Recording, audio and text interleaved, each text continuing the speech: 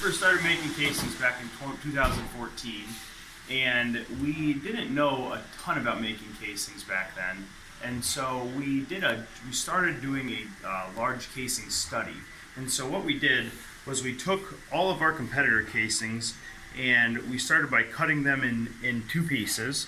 Then we would take this piece and then we would pot it in a potting compound, and then we would polish it on the polishing decks, and we would study it. So we would basically take hardness testing along the casing body, and then we would take all the external dimensions and everything else. And by doing that, what we were able to do was we were able to make a casing that can withstand a lot more pressure. It's stronger where it needs to be stronger, it's softer where it needs to be softer.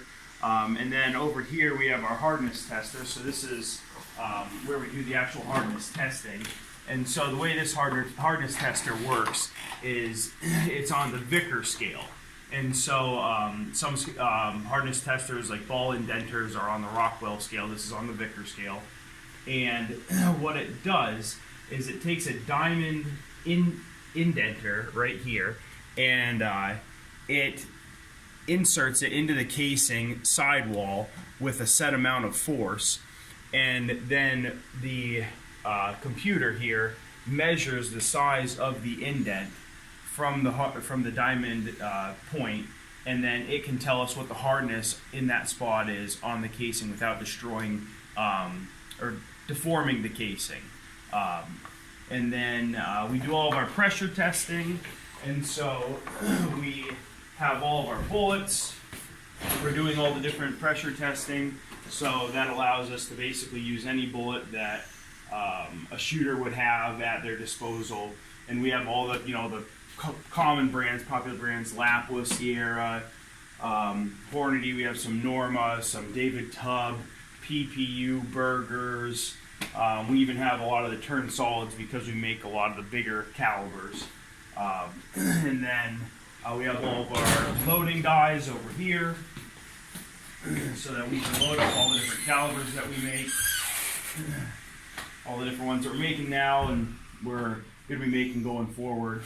And then we do all the loading back over here, and we can measure our powder and very precisely. So this scale can measure down to the, I think it's 1/1000th of a grain weight, and so very, very accurate scales.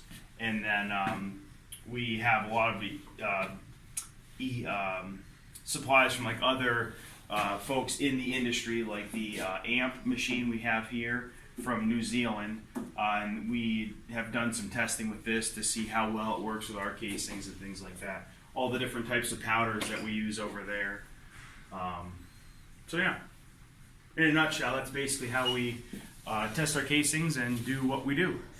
Okay, in the results, tell us a little bit a difference of your casing in the withstanding of the high pressure in comparison to the for one example, we had some Norma casings. They were 300 Norma Magnum by Norma, and they were having a lot of trouble with the ability to hold pressure. And so what we did was we studied the Norma casings, studied how thick they were at the bottom, what their sidewall thickness was, and we were able to make our casings withstand up to 85,000 psi when the Norma casings can only withstand 68 or 62 before they start breaking. So we get a lot of reloads on our casings where some of our competitors don't. This is a good example. So this was done back in 2016, and this is with our 308 casings. And so we took 5 casings and asked our ballistician here in our factory to shoot the casings and then full length size them and do that cycle again and again until the casings broke. Well, the casings didn't break, and he finally asked us if he could stop after the 30-second cycle. So he was tired. He was tired. No casing were tired. Yeah, casings were fine. So this was the first firing. Pretty decent group. This was 100 yards out of a Tikka T3 rifle, and there's 155 grain Palma hollow point boat tails bullets, and this was the 32nd firing, and so 2 bullets went in this hole, or 3 bullets went in this hole, or I think it's 2 in this hole, 2 in this hole, and 1 in this hole. Oh, yeah. So on the 32nd firing, and he didn't re-anneal them. He full-length sized them every time, and so the casings are very durable.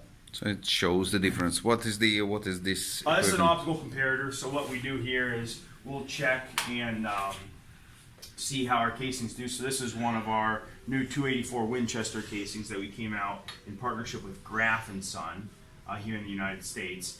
And what we'll do is we'll check shoulder angles and things like that on the casing. We'll check mouth diameters, see what our shoulder radius is, make sure that we don't have any issues with like having a ripple in the shoulder or anything like that from the forming process. You know, brass isn't really machined to make its most prominent shapes. The extraction groove is machined, but the shoulder is formed, and so is the body. And so they, you have to keep on it to make sure that your shoulder angle is exactly what it's supposed to be. And this one is right at, let's see, it looks like 35 degrees. And I don't know exactly what it is off the top of my head what it's supposed to be, but I'm sure it's right. You know, we expected it. So, but yeah, that's what this machine does. It's very precise. It's good down to the 0.005 of an inch. And then we have the bullet pull tester. The bullet pull tester is kind of an interesting thing for us. We got a complaint from one of our customers, and they were unhappy about the amount of force it took to seat a bullet. And they said it has your neck tension's too tight.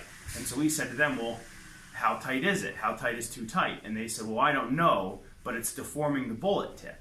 And so we said, when they seated the bullet, and we said, okay, well, we're going to have to assign some numbers to that. So what we did was we had this machine built. This is an off-the-shelf type of force tester, and then this is a force tester gauge. And we developed shell holders for it so that we can put the casings in there and test. And then we have a carbide mandrel.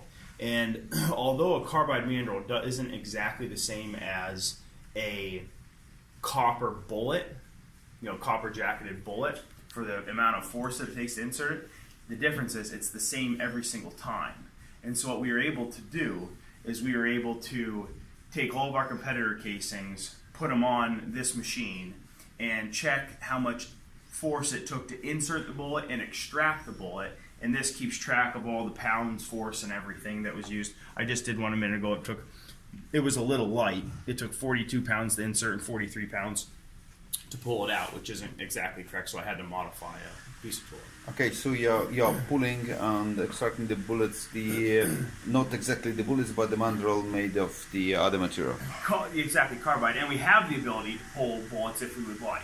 Okay. And so we have a separate, I guess it's called like a little bullet puller that uses collets, and we can take and attach this bullet puller into here, and then we can actually attach it to a bullet and pull a bullet out of the casing. Okay. And so, if we need to do that test. Okay. Derek, we know that you developed a lot of new cases for the Peterson during the last year. Tell us a little bit about more. So we heard the number 19 new cases which were in production.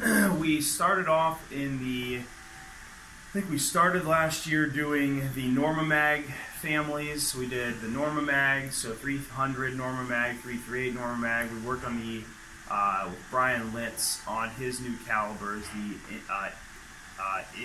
enabler calibers, and then we worked on some calibers for David Tubb, 6XC, 37XC. Then we did 22 Creedmoor, 6 Creedmoor, what other ones? 284, 6BR. Yeah, so there's a lot of calibers that we're working on. There's a lot of them. If we ask you to count the most important calibers for the Peterson, what would be? Let's say first three. First three, Shy-Tac, we made our name in the Chi-Tac calibers. There was no good brass for it, and so number one is probably Chi-Tac. Number two would be the 338 Lapua. There already was good casings from Lapua, but people needed a less expensive source of a good casing, and so we were able to do that. And then the 6.5 Creedmoor. You know, the 6.5 Creedmoor is probably our hottest selling casing, still remains the hottest selling casing to this day. So those are probably the top three if I had to guess. There's a lot of them that are coming up that we're really excited about. The 28 Nosler we're coming out with. I've already made some of them. They're very nice. I just haven't made enough of them to sell yet to launch the product. What are some of the other ones? We're doing the whole Nosler family, 28, 26, 30, 33. Yeah, there's a bunch of them. Okay. Thank you very much. Yeah, thank you. Thank you.